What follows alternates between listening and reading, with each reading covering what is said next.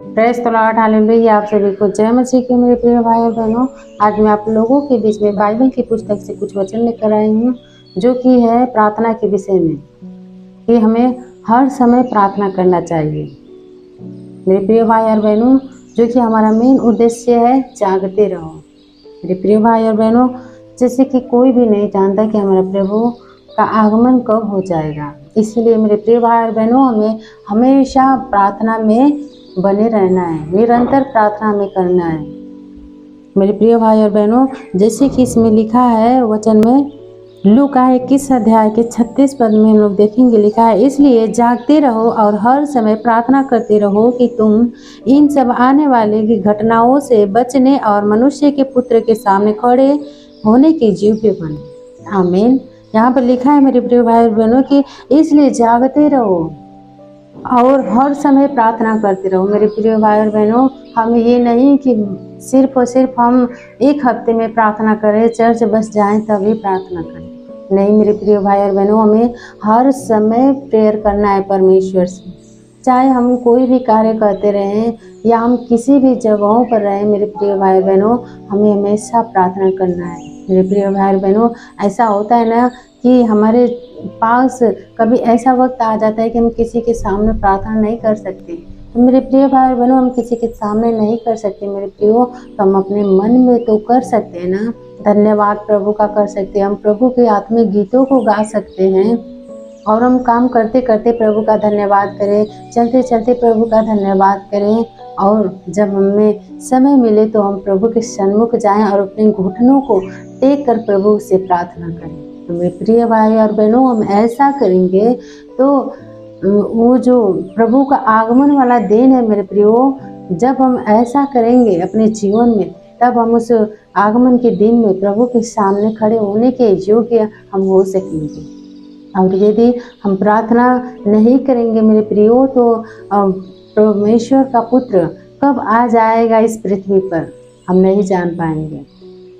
और जब हम प्रभु में बने रहेंगे, तब प्रभु जब आएगा तो हमें प्रार्थनाओं में पाएगा और हम उसके सामने खड़े होने के योग्य ठहरेंगे।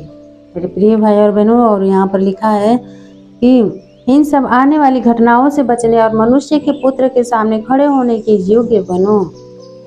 जो घटनाएं जो आने वाली है मेरे प्रियो, हम उससे भी बचेंगे और हम प्रभु के सामने खड़े होने के योग्य भी हो जाएंगे जब हम निरंतर प्रार्थना करेंगे तब। मेरे प्रियो, और लिखा है यहाँ पर हम लोग देखेंगे, मत्ती 24 के 42 में लिखा है, इसलिए जागते रहो क्योंकि तुम नहीं जानते कि तुम्हारा प्रभु किस दिन आएगा। हाँ मेरे प्रियो, ये सच है कि हम नहीं जानते, कोई भी नहीं जानता, नहीं स्वर्ग के स्वर्गदूत भी जानते हैं कि हमारा प्रभु किस दिन और कब किस समय आएगा। मेरे प्रियो, इसीलिए हमें जागना है, हमें प्रार्थना करना है, हमें आत्मा में जागना है। ये नहीं कि हम रातों रात जागे, नहीं मेरे प्रियो, हमें आत्मा में जागना है, निरंतर हमेशा प्रभु में बने रहना है, प्रभु से प्रार्थना करते रहना है। जैसे लिखा है 43 पद में, परंतु यह जान लो कि यदि घर का स्वामी जानता होता कि चोर किस पर आएगा तो जागता रहता और अपने घर में सेंध लगने न देता। ये सच है मेरे प्रियो।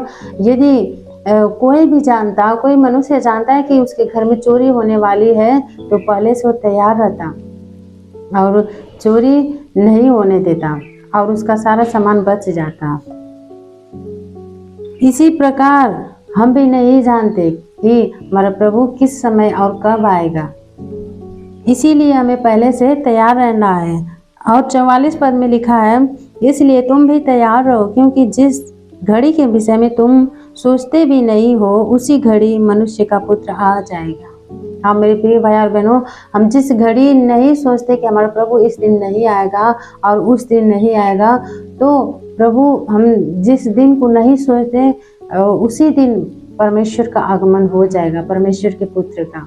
तो मेरे प्रिय भाई और बहनों, हमें प्रार्थना में बने रहना है, निरंतर हमें प्रार्थना करते रहना है, ताकि प्रभु जब आए तो हमें वो प्रार्थना में ही पाए और हम उसके सामने खड़े होने पाए। मेरे प्रिय भाई और बहनों, हमें इसीलिए हमें प्रार्थना करते रहना है। आमीन। God bless you all.